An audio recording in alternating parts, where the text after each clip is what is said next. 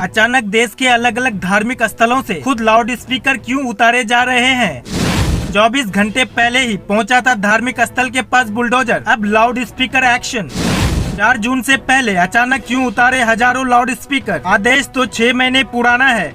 मोहन यादव के एक्शन से मध्य प्रदेश के साथ भारत के मुसलमानों के बीच हड़कंप मच गया है। क्या 4 जून से पहले ही मुसलमान यह इशारा करना चाहते हैं अब उन्हें सरकार के खिलाफ नहीं चलना चाहिए, या फिर ये उतारते लाउड स्पीकर की कोई और नई कहानी है? यह तस्वीर किसी एक शहर की नहीं है। मध्य प्रदेश के छिंदवाड़ा से लेकर रतमाल तक, इंदौर से लेकर खंडवा तक, उज्जैन से लेकर रीवा तक मस्जिदों के ऊपर से क्यों उतारे जा रहे हैं हजारों की संख्या में लाउड स्पीकर? जिस दिन मध्य प्रदेश के सीएम के तौर पर मोहन यादव ने शपथ ली थी, ठीक उनके कुछ घंटे बाद ही उनकी पहली बैठक हुई थी। बैठक में ही फैसला किया गया था, योगी आदित्यनाथ की राह पर चलूंगा। मोहन ने इशारों में यह कहा था, मैं शपथ लेता हूं कि मैं एमपी को यूपी की तरह बदल दूंगा। वो शपथ क्या आपको याद है? 13 दिसंबर को सीएम मोहन यादव ने आदेश जारी किया था, मस्जिद हो या मंदिर, किसी ने फुल आवाज में लाउड स्पीकर बजाया तो पुलिस लाउड स्पीकर के साथ मौलाना को भी लेकर जाएगी। सऊदी के आदेश को हिंदुस्तान के मुसलमान सबसे बड़ा आदेश मानते हैं। दुनिया भर के मुसलमानों को लगता है सऊदी से कोई आदेश आया है तो वो ठीक होगा, लेकिन जब सीएम योगी ने सऊदी की तरह यूपी में लाउड स्पीकर को उतरवाने को कहा तो खूब हंगामा हुआ। यहाँ तक कि कोर्ट में याचिका लगाई गई, लेकिन योगी के आदेश को कोई रोक नहीं पाया। यूपी में या तो स्पीकर हटाए गए या फिर आवाज को कम कर दिया गया। यह मॉडल यूपी के अलावा बाकी राज्य में भी आगे बढ़ा। मोहन यादव का अंदाज एकदम योगी जैसा है। वह योगी को बड़ा भाई मानते हैं और योगी की तरह राज्य में कानून व्यवस्था लाने की कोशिश कर रहे हैं। चुनाव के दौरान मुसलमानों को लगा बीजेपी की सरकार जाने वाली है तो लाउड स्पीकर वाला आदेश एमपी में ठंडे बस्ते में डाल दिया जाएगा। लेकिन जैसे ही 5वें और 6वें चरण की वोटिंग हुई, वैसे ही सारा खेल बदल गया। मुसलमानों को पता चला कि बीजेपी आ रही है और आदेश न माना तो भारी मुश्किल हो जाएगा। सीएम के आदेश का जब पालन नहीं हुआ तो उन्होंने चुनाव के बीच एक बैठक बुलाई और अधिकारियों से कहा, क्या लाउड स्पीकर उतारवाने में कोई दिक्कत है? लाउड स्पीकर हटाने की कार्रवाई को लेकर खंडवा डीएसपी अनिल चौहान का बयान बेहद हड़कंप मचा रहा है। वह जो कहते हैं उससे कई चीजें साफ हो जाती है। यूपी के बाद एक योगी एमपी को मिल गया है। अभी चुनाव और आचार संहिता की व्यवस्था के चलते